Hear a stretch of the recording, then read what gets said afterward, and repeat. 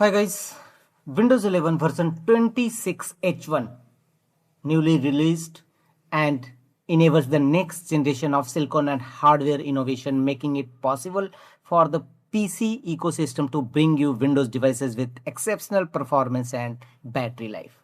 However, Windows 11 version 26H1 includes the same features introduced with the Windows 11 25 update, also known as Windows 11 version 25H2. It's a good designed to be offered or installed on existing devices. But Windows 11 version 26H1 is not designed to be offered or installed on existing devices. Instead, Windows 11 version 26H1 will be available on select new devices that will come to market in the first quarter of 2026. It is not offered as an in-place update from Windows 11 version 24H2 or 25H2 on existing devices.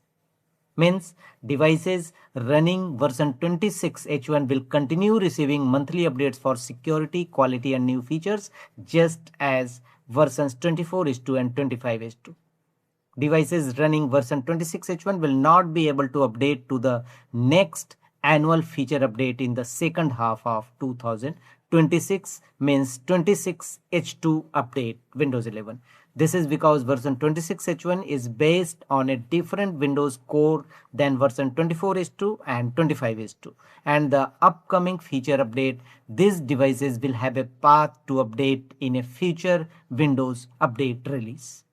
Windows will continue to release annual feature updates with releases occurring in the second half of the calendar year, with the next feature update planned for the second half of 2026 known as 26H2 Windows 11 update.